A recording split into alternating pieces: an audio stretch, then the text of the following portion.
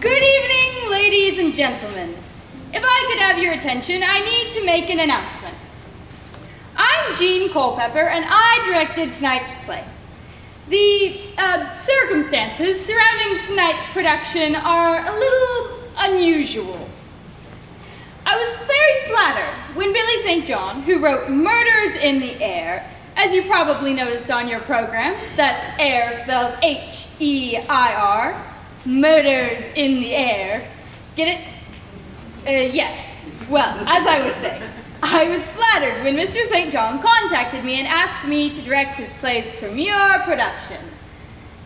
Actually, it was a work in progress, and he made changes and rewrites throughout the rehearsal period. And while it was very exciting being a part of creating a brand new work, to tell the truth, it put quite a strain on me, the playwright, and the cast. You got that right. Hush, Dale! Actors should be unseen and unheard until the curtain opens. Sorry about that. The truth is, the cast and I are a little bit nervous about the show because, well, it's not quite finished. Now don't worry, we're going to go on. The show must go on, as someone once said. I don't know who said it, but I'd love to get my hands around his neck. Anyways, like I said, the show's not quite finished. The thing is, Mr. St. John couldn't make up his mind who the murderer should be. In fact, he wrote several different endings where the different suspects were revealed to be the murderer. We performed them all for him, and he still couldn't decide. As it got closer and closer to opening night, the tension in the air, that's A-I-R, grew so thick you could cut it with a knife. It got so bad that Mr. St. John had what I feel sure will prove to be a temporary breakdown. The reason he's not with us tonight is because he is currently under heavy sedation in a very nice place, surrounded by soft walls with lots of padding. Some people have all the luck. The cast and crew and I are here, though, and we're determined to give you an entertaining show, even if it kills us. That's just a figure of speech, of course. That brings me to the main point of me being up here, is to tell you that you're going to need to help us. If you look in your programs, you'll see we've inserted a loose slip of paper, a ballot of sorts. As you watch the first act, you'll discover which characters have the motivation to murder someone, and someone who will indeed be dead by the time the act ends. The first thing, during intermission, is we need you to check on your ballot the character you think most likely to be the murderer. We will tally them quickly, and for Act 2, we will perform the scene which Mr. St. John wrote that has the murderer the majority of you choose. At least, that's what we hope will happen. It got very confusing during rehearsals. Well, without further ado, are you ready, cast? As ready as we're gonna be. Well, yes, I saved myself a seat there in the front row where I can follow along in my script in case things get a little bit shaky, which they won't. Places, lights.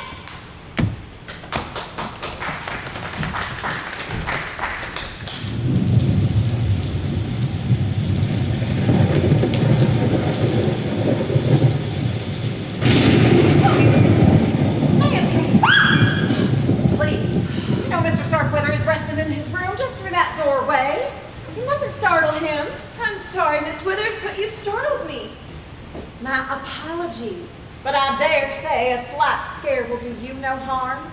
However, a sudden shock to a man in his 90s in Mr. Starkweather's medical condition could prove fatal.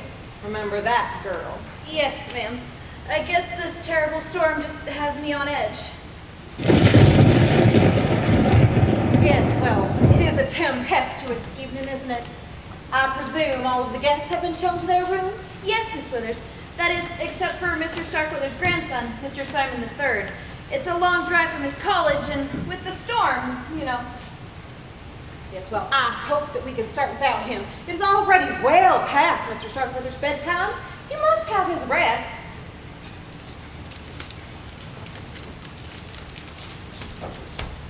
I assure you, Miss Withers, the room is spotlessly clean. Well, I certainly hope so. With Mr. Starkweather's asthmatic condition, The merest mote of dust could be potentially lethal. Yes, well, I served as Mr. Starkweather's housekeeper for many years before you came here, Miss Withers. And I don't need you telling me how to do my job. You brought the coffee? It's right here on the table, Mrs. Trent. Well, then head back to the kitchen and help Minerva with the rest of the refreshments. Yes, ma'am. Mr. Starkweather has given specific instructions that he wishes for everyone to be present in the drawing room at 8 o'clock sharp. I'll ask Bensonhurst to fetch the guests from their rooms. Mr. Starkweather will be ready. I'll be right there, Mr. Starkweather!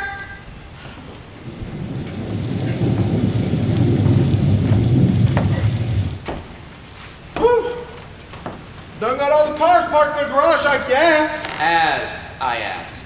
I should expect proper grant. Why even waste my breath? You're just Good Lord, man, you're dripping water all over my foyer. Did you use the front door? Rufus, haven't I told you 1,000,000 times that servants are not to use the front door? I reckon I forgot, Mr. Bensonhurst. Besides, it's raining outside. I can very well see that, and now it looks like it's been raining in here as well, thanks to you. You're welcome. Go back out where you came from and maneuver yourself to the back door. You think you can manage that? I don't know, but I guess I'm finna find out. When the final guest, the young Master Simon, arrives, I shall summon you to go park his car. And while I'm waiting, I'll sit by the stove and see if I can grow some gills. Oh, don't be impertinent. Well, I don't know how it can be, sir, if I don't know what it means. Just do as you're told and wait in the kitchen for my summons. Ah! Not that way. Or have you forgotten you're to go out where you came from and go to the back door? No, I didn't forget what I was hoping you had. That man is an idiot. Hey, I heard that.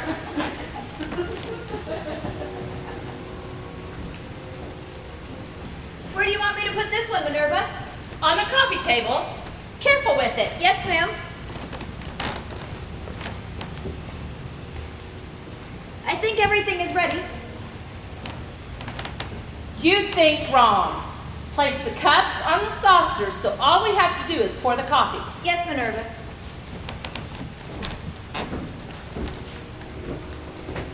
The others are coming in now. Oh, and Miss Van Sant has informed me that Mr. Starkweather has requested the staff be present as well. He wants the servants here? Precisely, including Rufus. Though, I wish I'd been informed of that sooner. I would have ordered him to take a bath. Although, he has been outside in the rain, so I suppose that shouldn't suffice. If you ask me, Noah's flood wouldn't help. Be that as it may, I shall summon him and Mrs. Trent. Why would Mr. Starkweather want the servants to be here? I'll pull out my crystal ball and let you know. Do you remember what I told you when you came to work here? Yes, ma'am. Do as you're told and don't ask questions. Exactly. Stick to that. I will, Minerva. Oh dear, I never know what to wear on a special occasion. Though I do suppose Uncle Simon's inviting us here is a special occasion. Wouldn't you agree, Jordan? I suppose so, when you consider most of the time they treat us like lepers. Yes, they do. I know they don't. What, you think Uncle Simon treats us like jungle cats? Lepers, Mother, not leopards. Oh, never mind. And don't worry about a thing. You look fine. Well, thank you, son. I'll tell you one thing. If we do ever inherit this mausoleum, the first thing I'm going to do is call the Addams family and let them know it's on the market. Knock it off! You put it in! Counting chickens, are we? Minerva, we didn't see you there in your attractive young helper. Nancy is a nice girl, and I mean to keep her that way. I'm sure I don't know what you mean. I doubt that. I don't understand. Oh, I understand that. Miss Fiona, Have a seat. I'll get you some coffee. Oh, well, coffee sounds real nice. It is a little damp in here, though. That's because it's a lot damp out there. How do you take your coffee? Oh, well, Mother prefers hers black. I take mine sweet. I'll flavor it myself. Whatever. Oh, what lovely hors d'oeuvres. Oh, Minerva, these are delicious. Glad you like them. My, Nancy, you're looking very pretty tonight. Thank you, sir. Sir? Well, that makes me feel as old as Great Uncle Simon. Call me Jordan. Oh, no. She'll call you Mr. Starkweather the way a proper maid should. If anyone calls you another name, it will be me. And you don't want to know what I'm thinking. Oh, Minerva, you never change. Neither do you, more's the pity. Now take a seat next to your mother. Yes, Drill Sergeant. My goodness, Kathy, I don't understand how y'all can stand living out here in the boonies, away from the fine restaurants and movies and shopping centers. Why, I'd get so depressed, I'd just sit down and weep. It's not that bad, Paula. I stay here during the week and go to my apartment in town most weekends. Oh, well, I am so relieved to hear that. I worked for a large corporation before Mr. Starkweather hired me to be his personal secretary. And believe me, this position is much nicer. Well, look what we have here. 2 rays of sunshine to dispel the gloom of the house. You look beautiful, ladies. I swear, Cousin Jordan, you are a rogue and a charmer. Well, I do my best. Won't you join us? Have a seat over here. You'll be safer. We'll bring you some coffee. Thank you, Minerva. I take mine black. Oh, blow mine down with lots of cream and sugar. I must admit, I have an enormous sweet tooth. That must be what causes the corn syrup accent. And, how are you this evening, Cousin Fiona? What? Oh, I am doing very well. Thank you, Paula. Well, that's just peachy. I swear, I don't know why we don't see more of one another. It seems like the only time we get together is for somebody's funeral. Well, aren't all funerals for somebody? Shame on you! Don't be morbid. Well, I'm just glad this weekend's an exception to the rule. For once, no one is dead. For now, that is. Oh, that's okay, honey. You didn't spill any. What did you mean by that remark, Jordan? Oh, it's nothing. It's just when you called to let us know that Great Uncle Simon wanted Mother and I here at Starkweather Mansion, we assumed the old boy had passed on. You wish. It was a natural assumption. I mean, he's getting up there in age, and he's not doing very well. We were, of course, relieved to hear that he is still with us. Well, Kathy, darling, I bet you know why Great Uncle Simon desired our presence on this frightful evening. Come on, tell. Miss Van Zant will go into the particulars, but I believe Mr. Starkweather wishes to discuss his will. Really? I'd appreciate it if you didn't drool on the hors d'oeuvres. You misjudged me, Minerva. I was only curious. Uh-huh. Well, where's Cousin Simon? Shouldn't he be here too? When I contacted him last week, he said he could make it. Apparently, he's going to be late. If he's tried to call here tonight, he couldn't get through. The phone lines are down. Well, if we're going to talk about the will, he should be here. After all, he is Great Uncle Simon's only grandchild. Yeah, and he'll probably get everything, too. What's up? Excuse me a minute. You guys are doing great. You really are. I'm so sorry to interrupt. What's she doing? Folks, I suggested to Mr. St. John that these family relationships might be a bit confusing. What's going on? He agreed and was going to write a scene to explain it all when he snapped like a rubber band. So I'll just tell you. The way it works, Simon Starkweather, the old billionaire who you'll meet here in a minute, married late in life and had one son, Simon Jr. Simon Jr., in turn, married and had one heir, Simon III, the college student who's late for the gathering. The original Mrs. Starkweather, Simon Jr., and his wife are all now deceased. His older brother, Paul, married and had Bella, and Bella married Lucian Thompson, an Atlanta businessman, and they had Paula here. Hey. Now, Paul, his wife, Bella, and Lucian are all now deceased. Their younger brother, John, had Ezra. Ezra married Fiona here. And they had Jordan. Sup? And this is Jordan. But you know that already. Ezra, John, and his wife are all now deceased.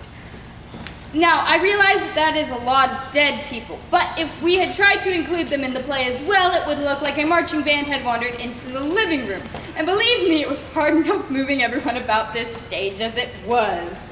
That makes old Simon Fiona's uncle by marriage, Jordan and Paula's great uncle, and it makes Jordan, Paula, and Simon III all cousins.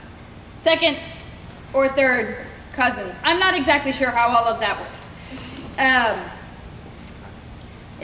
I hope that clears things up for you.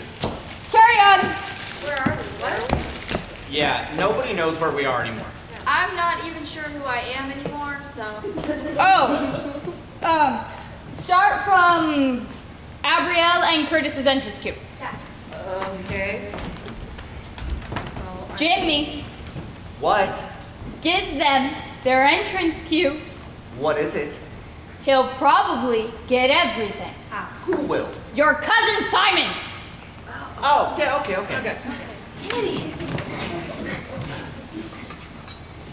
Yeah, and he'll probably get everything too.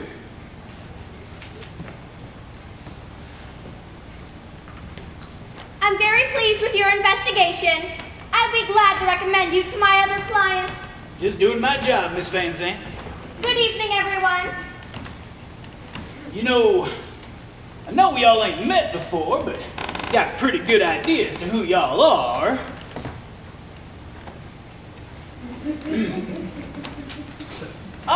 Mrs. Starkweather and her son Jordan, I presume?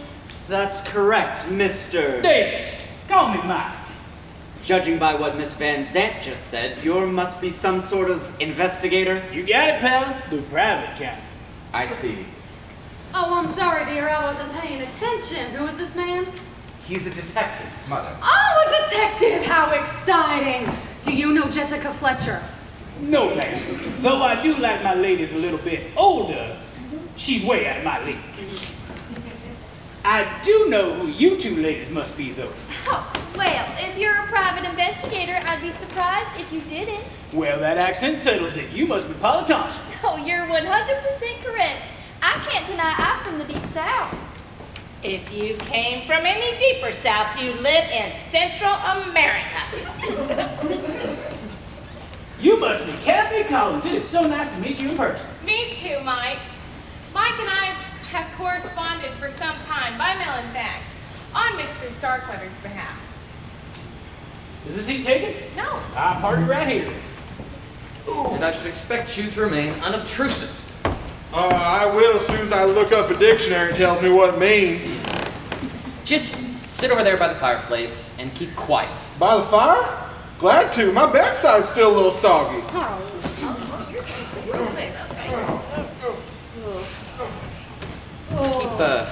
Keep an eye on him. I shall do my best. I'm sure you will. If all is in readiness, Miss Van Zandt, I shall inform Mr. Starkweather. Yes, thank you, Bensonhurst.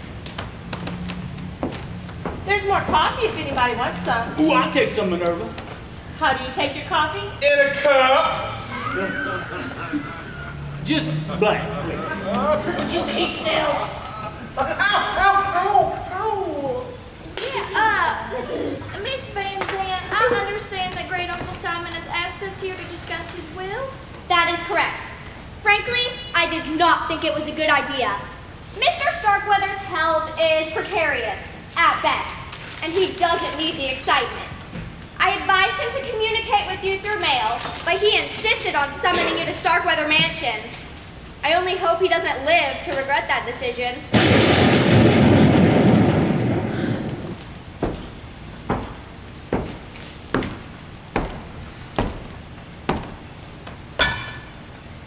Miss Withers is bringing Mr. Starkweather down in now to join us. Can I move now?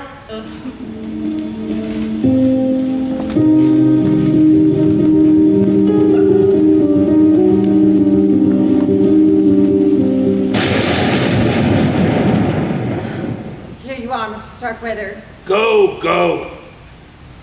Okay, well, I'll be just over here if you need me. To think, I used to be surrounded by presidents and kings. Can my world have really shrunk to this? A handful of relatives and a meager staff of hired help? Simon, where's my grandson? We presume he's on his way, Mr. Starkweather. Can't wait for him. Not enough time anymore. My great Uncle Simon, you're looking, well. Are you blind, boy, or just a habitual liar? I was only making pleasantries, Uncle. Save your breath. You've always been a smooth talker, Jordan, but that won't cut any ice with me. You're nothing but a greedy opportunist, boy, and I should know. I was one myself at your age. Well, then I guess you could say it runs in the family. You have a point. Go sit down. Hello, Simon. Fiona, you look exactly the same. I do. Well, thank you, Uncle Simon. That wasn't necessarily meant as a compliment.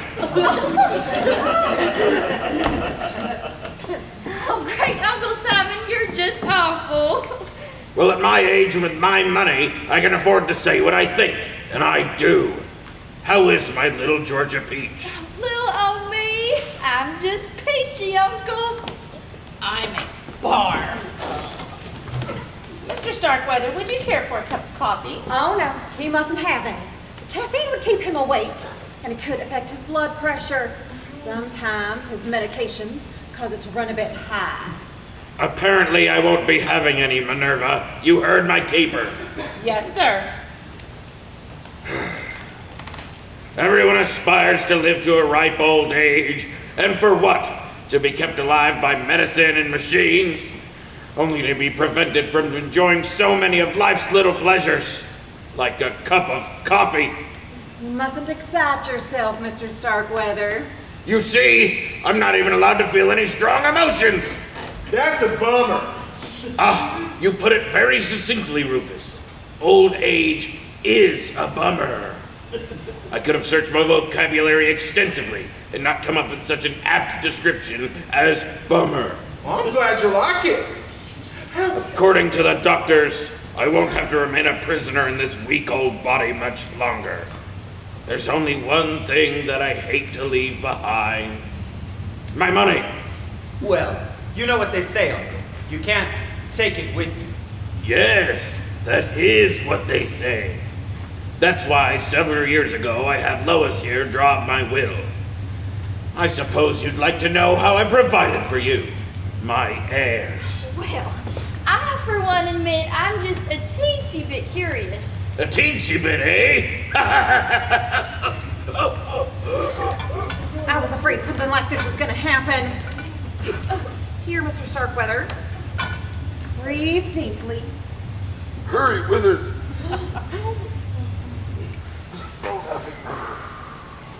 See what you've done? Well, I didn't mean to. Should somebody call an ambulance? We can't. The boys are dead. It's all right.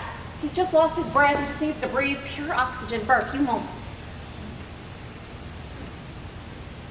Tell them. Very well.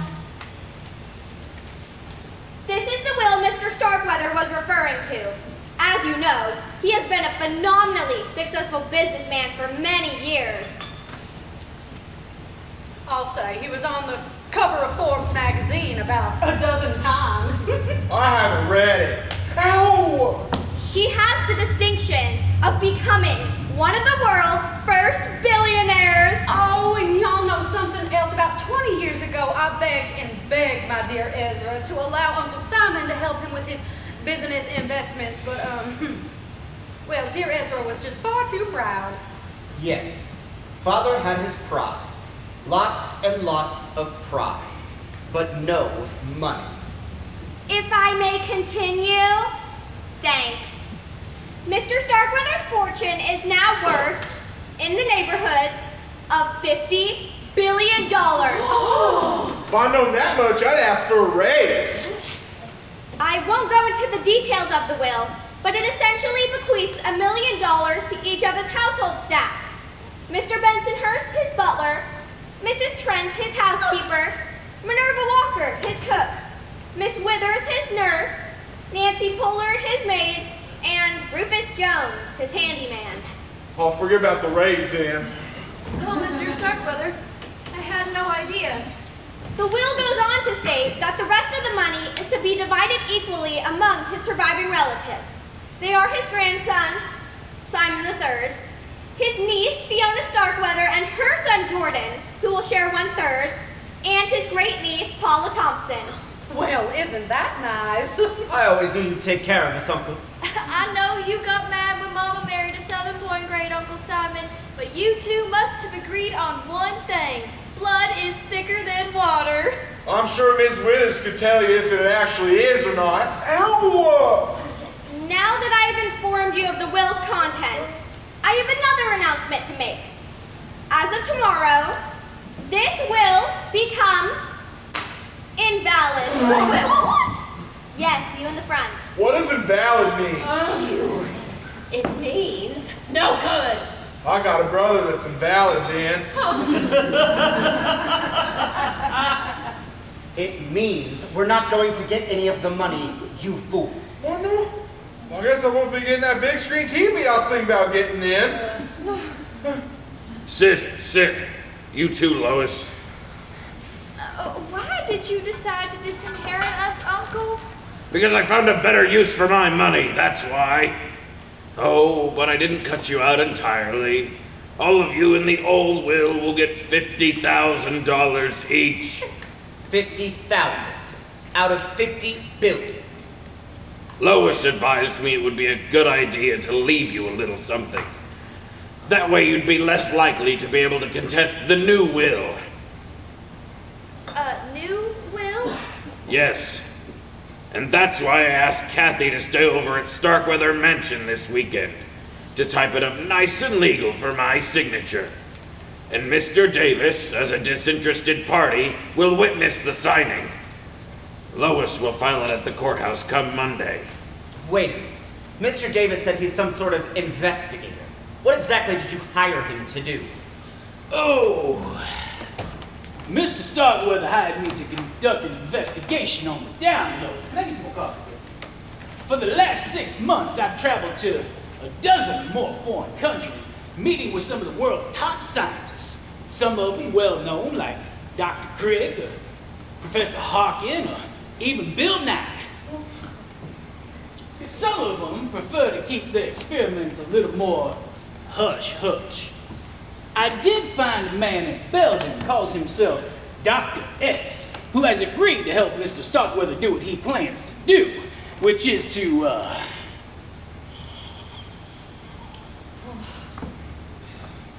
oh, that's a good cup of joe. To clone himself. That's insane. I'm sorry, I don't understand. Well, I'm glad I ain't the only one. Those blood and skin samples you had me prepare, the ones you said would be examined by specialists. They were sent to specialists, Withers. Specialists in DNA. I thought you said you were trying to find a cure. I was. But not a cure for my various ailments. A cure for dying. And I did find it. Cloning. Precisely, Withers. Through modern science, I shall live forever!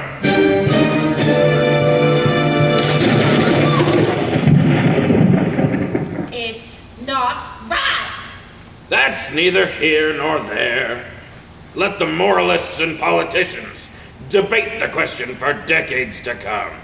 In the meantime, Dr. X, as Davis named him, will be creating the brand new me.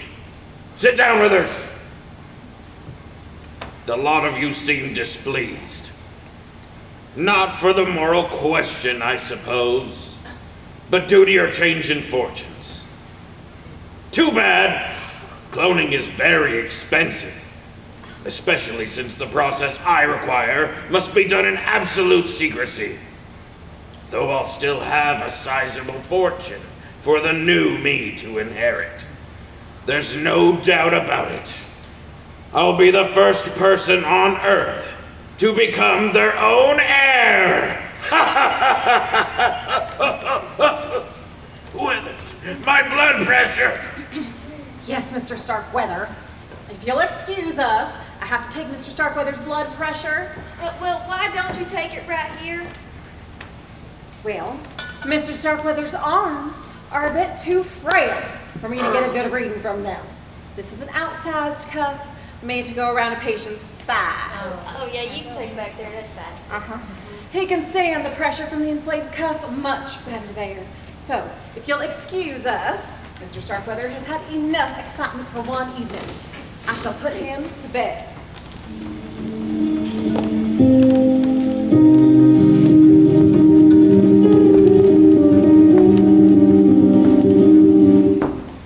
I guess our meeting is concluded. Unless anyone has any questions. Rufus again. What the heck is that all about? It's simple, Rufus. Great Uncle Simon was going to leave us all a fortune. Instead, he changed his mind. He's going to clone himself. What does clone mean? It means to take some DNA samples from the original and, in simple terms, create a duplicate. Well, I can do that now? Well, that's great. Maybe when the old Mr. Starkweather passed away, I can get a job working for the new Mr. Starkweather. The new Mr. Starkweather will have to be born and grow up. It goes against the laws of nature. How? It has all been arranged. Once Dr. X has created the new life, the cells will be implanted into a host mother who will carry the child to term. Host mother? Who? Me? What? Why not? I'm young and healthy. I'll make a good mother for little Simon.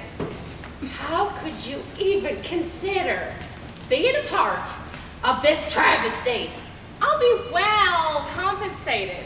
Besides, have you ever known anyone else to give birth to a baby billionaire? Okay, I'm sorry. Correct me if I'm wrong. But instead of his family, Uncle Simon is now giving all of his money to a baby? In a manner of speaking, yes. Okay. The new will places Mr. Starkweather's fortune into a trust fund, which I'll administer. I'll release the money to pay Dr. X and his staff to perform the cloning procedure. After that, ample funds will be available to provide for Kathy's needs and the child's upbringing and education. Once he's grown and properly trained to deal in high finance, the fortune will be turned over to him. The kid will look, think, and act like Simon Starkweather. He could easily parlay those billions into, say, trillions by the time he's no man. But for what purpose? To leave it to another clone? And then another and another? Where will it end? When there's a Simon Starkweather with enough money and power to rule the world? I mean, we didn't discuss it, but you might well be right. How could you condone such madness? I know how she could. Miss Van Zant and that Collins woman would live like billionaires themselves off Mr. Starkweather's money. Money that should go to us and his family. Yes. And I suppose you will get rich too, since you're a part of the scheme. Me? No. I did the job I was paid to do. I take my very generous check and head home. Once I witness that sign of a new will tomorrow, I'm gone. Oh, you should be ashamed. You should all be ashamed. All right. I believe you ladies have made your opinions quite clear. Now, if you and the rest of the staff shall join me, I should like to have a word with each of you in the kitchen. Might be good hearing pitter-patter little feet around the house. Oh, shut up, Rufus. We will clear out as soon as you have finished. I trust you will ring for us should you require anything else. Kathy and I will retire to my room. You might as well begin typing up the new will tonight. I'll direct you how to put everything in the proper legal terms. Sure, Lois. The sooner it's finished and signed, the better. Well, hey! Wait a minute. How come nobody asked me if I wanted to carry the baby? I could do it as well as she can. You're Mr. Starkweather's blood kin, Paula. It wouldn't be proper. Yeah, I guess it would be kind of tacky. I'm sorry. Proper? You're about to conduct a science experiment that makes Frankenstein look like an amateur, and you're worried about being proper. Cool it, kid, before you pop a vein somewhere other than your arm. Mr. Starkweather's done made up his mind, and I get a feeling that whatever that old boy wants, he gets. Concisely put, Mr. Davis. Kathy.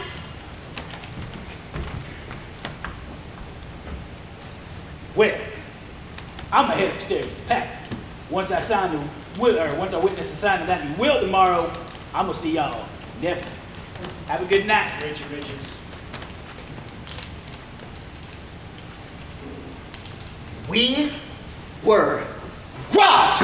We were? Yes, Mother. Great Uncle Simon dangled a fortune in front of our noses, and then he snatched it all away. That was mean. Me. That man is a monster. You saw the evil glint in his eye. He enjoyed pulling the rug out from under our feet. At least he is leaving us 50,000. 50,000. To him, that's nothing more than throwing a dime to a beggar. And he's only doing it so we don't contest the new will. You heard him. Yeah. I wish you were dead. Jordan. I wish that old goat would die tonight. Well, it would serve him right. Well, I do suppose if he died tonight, we'd all get our money's worth, wouldn't we, my dears? Would anyone care for a game of bridge?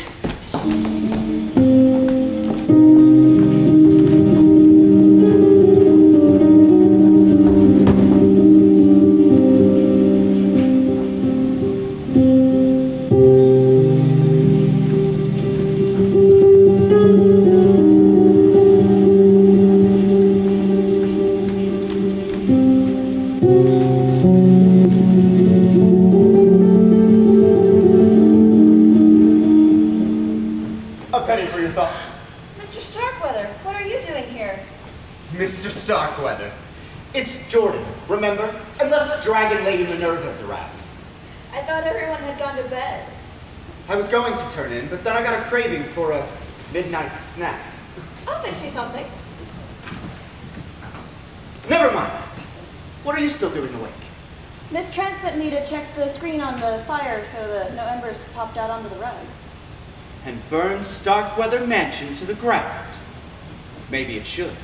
You mustn't say such things. You know Mr. Starkweather's an invalid. How could he? You read my mind. Jordan! What? Everyone knows I'm the black sheep of the family. Why should that surprise you? And plus, if that old man died tonight, you'd have millions. And I'd have billions. Think of the fun we could have. Together. Don't! It's a tempting offer. Admit it. No, it's a terrible idea. Which part? The part about the money? Or you and I together? The part about the money. And what about you and I? Nancy! Nervous! I thought you were going to help me with the dishes. I was just checking the French doors to make sure they were locked. I see. And what are you doing here? I got a craving for a midnight snack and saw Nancy and decided to stop for a chat. That appetite of yours is going to get you into trouble one of these days. Minerva, what are you doing with the knife? Oh, just mincing onions. At midnight. I can't stand for anybody to see me cry. If you're hungry, come with me. I'll get you something. Yes, Minerva. Finish checking and come give me a hand. Yes, Minerva. Come on. Whatever you say.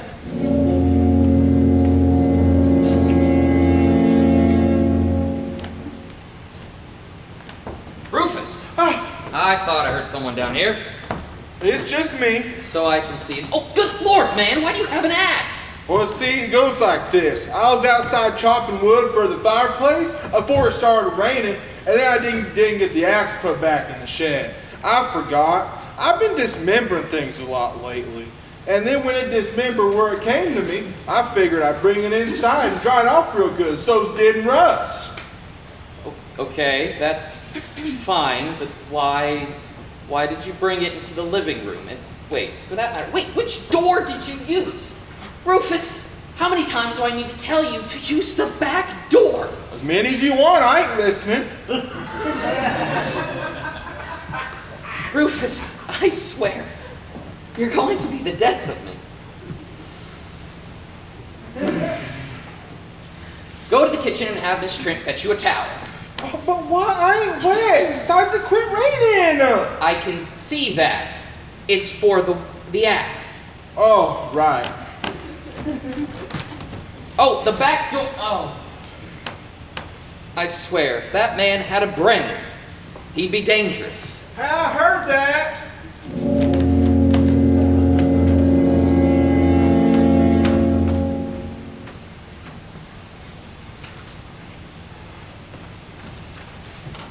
Penny for your thoughts. Oh! Jordan! I just came down for a breath of fresh air. What are you doing up this late? Munches. Want a cookie? No thanks. So, have you and Miss Van Sant finalized the new will yet? Yes, it's all ready except for Mr. Starkweather's signature. I see you've calmed down. I wouldn't blame you if you hated me. I don't hate you. I would have done the same thing in your shoes. I'm sure you would, Jordan.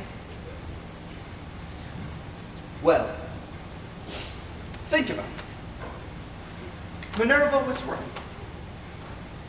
Being the mother to that little billionaire is the closest thing to actually owning the billions yourself. But you are forgetting something, aren't you? What? That little tyke will need a father. Someone to mold him into the perfect replica of Great Uncle Simon, a heartless, money-making machine. You think so? I know so. Who would be a better dad than me? You're a very attractive young woman. We could mix business with pleasure. Ew! Don't even come near me, as if. I'm sorry, what? I don't want you to get cookie crumbs all over my blouse. By the way, forget it. If I decide that little Simon needs a father after he's born, I'll choose a suitable husbandman. I don't know who he will be, but he won't be some sleazy, money-hungry slime ball like you. I can kill you, you witch! I wouldn't try it if I were you. Not with a detective in the house.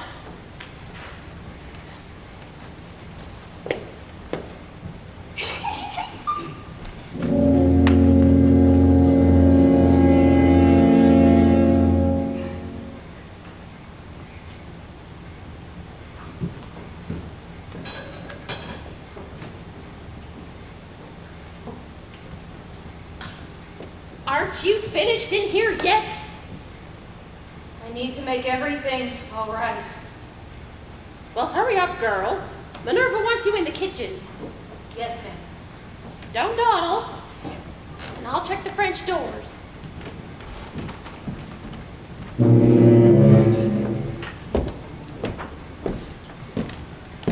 Miss Thompson? Oh, Mrs. Trent, you gave me a fright.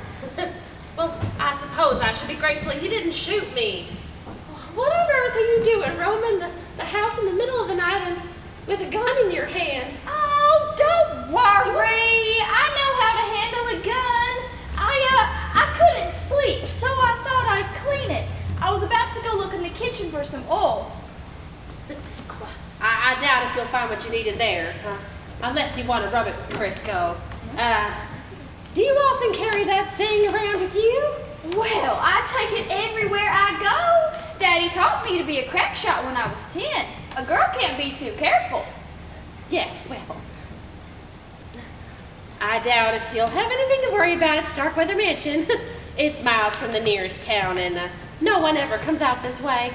You've never had a burglary or a prowler? No. Well, with great Uncle Simon so sick and all, it's a wonder somebody hasn't tried to steal something. With his bedroom being on the ground floor, anybody could just break in those French doors and do who knows what. Like shoot him? Well, it could happen, as terrible as a thought that is. In his condition, how could he defend himself?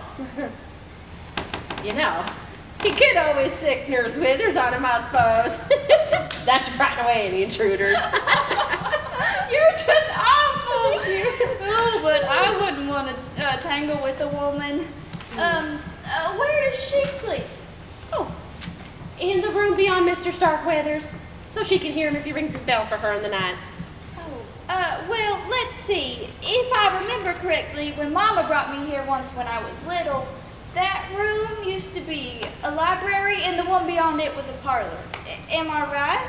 Yes, that's correct. You see, when Mr. Starkweather became too ill to go up and down the stairs, the library was converted into a room for him, and Withers took the parlor. And they're the only ones who sleep on the ground floor? Yes, the servants' quarters are in the attics under the eaves, and we have our own staircase from the kitchen. Why do you ask? Oh, just curious. Excuse me, folks. I thought that little section of dialogue was a bit awkward and suggested to Mr. St. John that he cut it. But he felt it necessary that you get an idea of the layout of the house. He said, "What do you want me to do? Put a blueprint in the program?" Which I thought was a bit rude. He insisted I leave the dialogue in, so I did. But it's a bad piece of writing, and I just want you to know I tried to correct it. Continue. Oh, you don't have... I want you to know that if you do that again, you can bring that script up on this stage and play Mrs. Trent yourself! Sorry. Oh, that was great. I wish I had your nerve. Where are we? So, you're curious about the layout of the house, are you? Yeah, I was just curious. Well, you know what they say. Curiosity killed the cat. Yeah, well, if you'll excuse me. You know, wouldn't it be ironic if someone did break in tonight of all nights and just maybe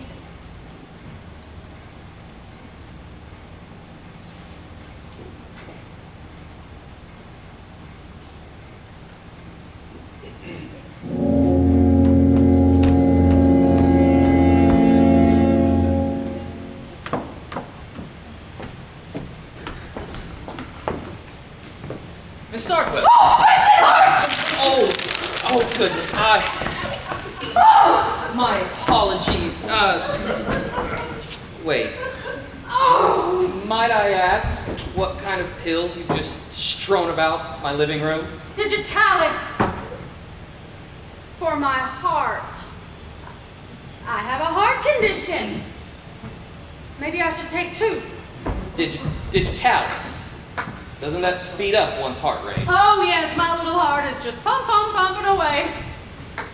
Then I suppose a single dosage should suffice, and overdose, I think, might be fatal. Extremely fatal. Or am I being redundant? I suppose fatal is just fatal, like how dead is just dead. Wouldn't you agree? Yes, sure, precisely. One cannot be more dead than any other person. Well, dead longer, I suppose, but that's the only comparison for that word that comes to mind. Might I ask why you brought this into the living room? Why?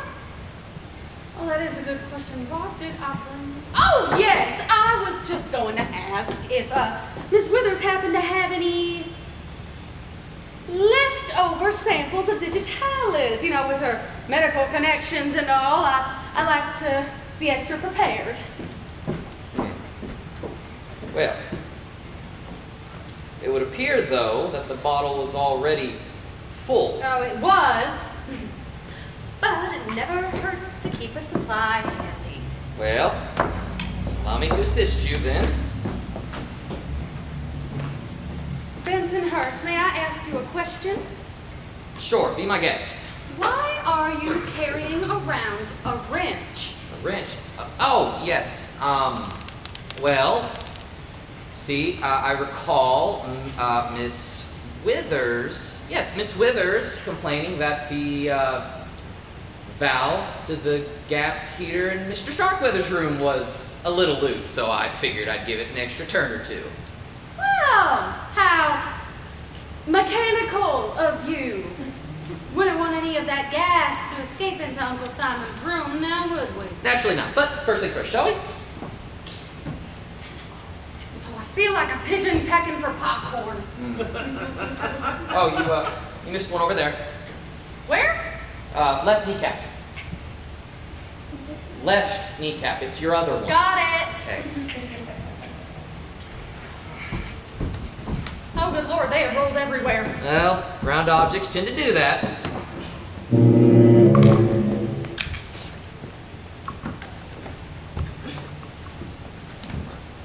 Oh, Withers! Mrs. Starkweather! What?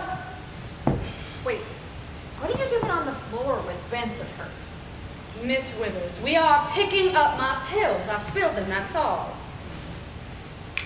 Oh, needle, I presume Mr. Starkweather required an injection. Is there an issue?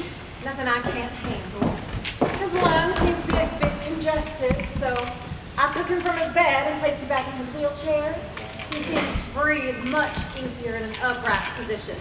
Then I gave him an injection of steroids to clear his bronchial passages. Well, well, well. Where would Uncle Simon be without you, Miss Withers? Dead. Okay. Without me, his heart would have stopped beating a long time ago. Speaking of which, isn't there something you needed to ask Miss Withers, madam? Was there?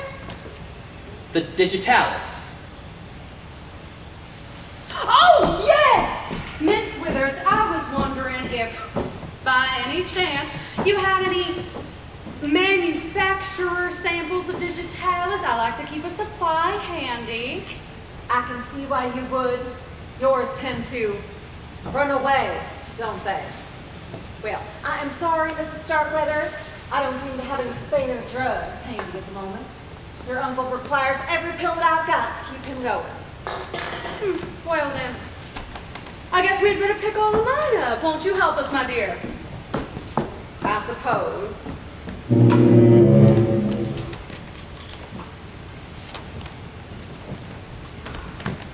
So is this a private game, or can anybody play? Oh, Mr. Davis, we are simply picking up my pills. That's it. Oh, is that it? Thought y'all were having a tiny little marble tournament or something. Guess I'll pass.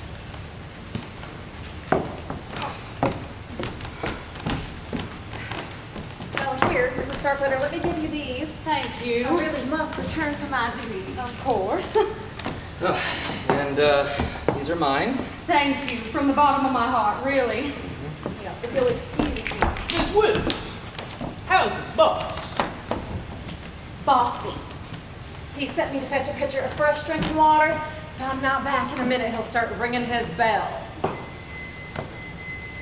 See what I mean? I'll be right there, Mr. Starkweather! I gather he rings for you a lot. Incessantly. I'll know he's finally kicked the bucket when he stops ringing that bell. If you'll excuse me. Spoken like a true member of the medical profession. Bensonhurst, what's with the wrench? Need some help with something? I am pretty handy. Thank you, sir, but no, it can wait. I too should be, off.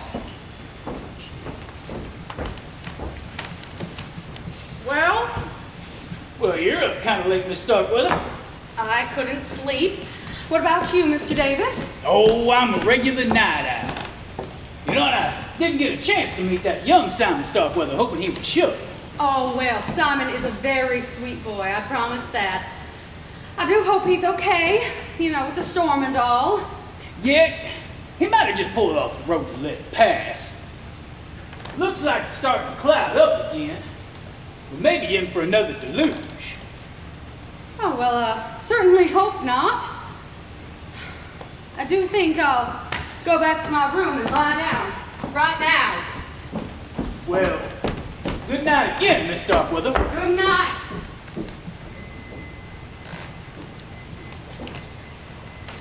I'll be right there, Mr. Starkweather.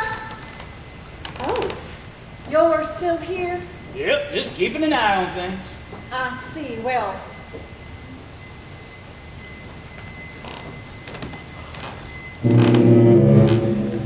You're up too, Mr. Davis. Yeah, it seems I'm not the only one. Seems there's more traffic passing through Starkweather Mansion at midnight than there is cars going down the interstate at rush hour. I know what you mean. I've heard footsteps go past my bedroom door all evening. I'm not surprised, though. We could have guessed that Mr. Starkweather's announcement would have given his heirs a sleepless night or two. You know, Miss Van Zandt, this whole cloning business, how do you feel about it? I'm a lawyer, Mr. Davis. I'm paid to think, not feel. Can Mr. Starkweather be cloned? Definitely. There's no doubt that kind of technology exists. Should he be cloned? Well, let's just say I wouldn't want to be the first to challenge nature by creating another Lois Van Zandt. I know what you mean. I got enough to deal with in one lifetime. After I witness that sign of the new will tomorrow, I'll be glad to head home. The new will is finished. Mr. Starkweather can sign it first thing in the morning. Well, you know, the old boy's still awake. I heard him ringing his bell for that nurse a minute ago. In that case, there's no reason he can't sign it now. All right. That's a good idea. People in this house are more nervous than a room full of long-tailed cats and a room full of rocking chairs. Anyway, tell you what. You go let Mr. Starkweather know and we'll get that rolling. I'll go get the will from my room. Okay. What in the world? The circuit breaker must have tripped. But the storm passed hours ago. I know. I don't like this. I don't like this one bit. You know what? I'm gonna go find Bensonhurst and have him show me where the circuit breaker's at. Good. I'll let Mr. Starkweather know we're taking care of it. Flashlight. To a little tree. It's all right, Mr. Starkweather. Mr. Starkweather? Hello? Is anyone in here? Bensonhurst? Mrs. Trent? Anyone? Kathy, I think there's something wrong with Mr. Starkweather. I don't know where that nurse is. Oh no, he hasn't signed his will yet, has he? No, perhaps he just fainted. We need light. Mr. Davis is trying to... Mr. Starkweather! what happened? Someone struck me. It's Mr. Starkweather, help him! What is going on? What do you mean he's round here? I heard a scream. Yes! Withers? He's dead! Someone placed the blood pressure cuff around his neck and pumped it up to the maximum 300 milliliters of mercury. Mr. Starkweather has been strangled to death!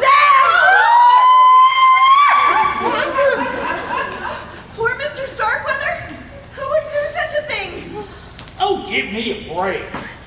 I'd say you and just about everybody in this room is right at the top of the top 10 list. Hold it down. Let me check the body. Miss Withers, help me turn this boy around. Oh my goodness. Those drops on his robe. Is it blood? I'm not sure. What else could it be? I'm the detective, remember? Just give me a moment. What can you tell us, Miss Withers? Well, after I brought him his pitcher of water and made sure he was breathing all right, I went back to my room and lay down across my bed. A few minutes later, the lights went out. I noticed that too. He was ringing his bell. I was trying to light my candle when someone snuck up on me from behind and hit me with a heavy object. I must have blacked out when I woke up. The lights were on. And... Yeah, we can take it from there. Well, you seem to be in charge, Mr. Davis. What do we do now? Well, We keep trying the phones until we can get a hold of the police. If the lines aren't up by morning, somebody will have to drive me into town so I can let them know that there's been a murder at Starkweather Mansion. Sorry, a murder? Maybe the old man did himself in.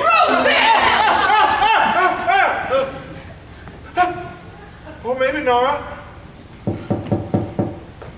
Well, you're Master Simon. Nice for you to finally join us. We got a surprise for you.